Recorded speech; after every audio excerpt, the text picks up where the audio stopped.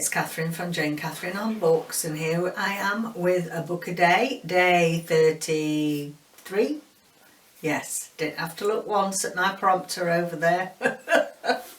Day 33. Sorry, I apologise I didn't make a video yesterday. I was feeling a bit glum, a bit down in the mouth, and I like to make these. We're all feeling glum and down in the mouth because there's so much going on. And I like to do these as a bit of a distraction, a bit of light relief for us all. And yesterday I was just feeling down in the mouth, and it's a bit hard to do when, you know, you're feeling down in the mouth. Even me that seems I'm forever cheerful isn't always forever cheerful, if you know what I mean. So yeah, I'm back up again today. It was, you know, just things get to you sometimes, don't they, when I think the thing that got me down is that there's loads of people. We live on the coast, and there's people coming to the coast for a walk round, you know, for their daily exercise. They drive here to have a walk round, and bike rides, and where people surfing. And I don't class surfing as exercise, you know, as essential exercise, shall we say. It's a pastime. And I just panicked a bit, because I think if people are going to overrun our, you know, small district hospital, you know, it's the people that live here that's going to need those facilities. So it got to me yesterday, but I'm all right today. We're all right today. I'm going to trip a few people. I shouldn't say that, no. I'll not say what I wanted to say. Oh dear. Right, okay, today's book, The Beekeeper's Apprentice. This is by Laurie. And I have featured these books before, but if you're new to my channel, you may not have come across it. Right, if you're fans of Sherlock Holmes, this will be one for you. Very much in the vein of Sherlock Holmes, except this is assuming what happens to Sherlock Holmes after he retires. So it's a bit like Poirot, when we've got Poirot, you know, from Agatha Christie's Poirot. When he retires from the police force, he then becomes a private detective.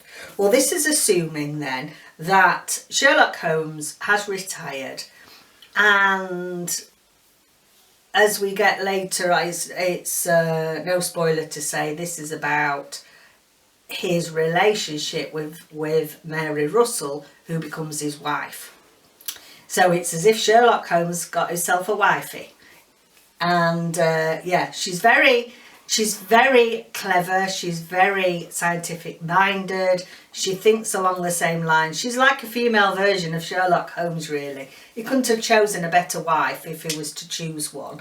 And it's a good series, I enjoyed it. But it's quite slow paced and quite methodical, and, you know, like Sherlock Holmes books are. It's as if they've got this brain ticking away, trying to work all the scientific evidence and everything going on.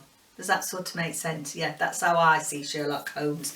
So this is the beginning. I don't know if I'm on about number 6 or 7. This was first published in 1994. And it's 1915. The great detective Sherlock Holmes is retired and quietly engaged in the study of honeybees, when a young woman literally stumbles into him on the Sussex Downs. She's 15 years old, gawky, egotistical, and recently orphaned. Mary Russell displays an intellect to impress even Sherlock Holmes and match him wit for wit. See, you know what's going to come, don't you? Under his reluctant tutelage, this very modern 20th century woman, now sort of back in those days, 15-year-old, they were young, you know, not a woman, are they? They're not quite reached womanhood, proves a deft protégé and a fitting partner for the Victorian detective. In their first case together, they must track down a kidnapped American senator's daughter and confront a truly cunning adversary. A bomber who has set trap wires for the sleuths and who will stop at nothing to end their partnership. So this is the beginning. And yeah, the first Mary Russell and Sherlock Holmes mystery. And I like it. I'm enjoying it. I'm finding it a good series. They're roughly 3 stars.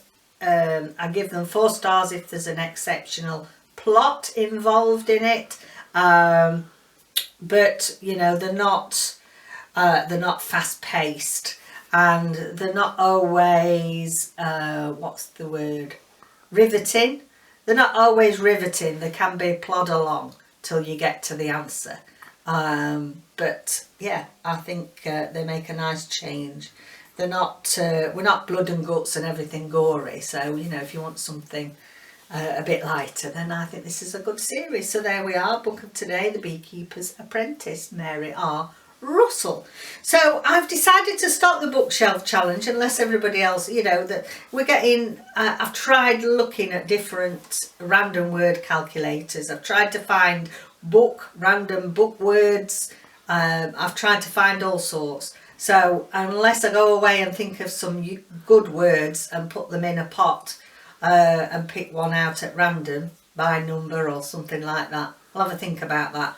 But for now, I think everybody's struggling with the silly words we keep getting. So I'm going to leave it for now, because obviously it's, you know, it's extra time on the video for you guys if we're not enjoying it. So there we go. Book of the day. See you tomorrow. Bye for now.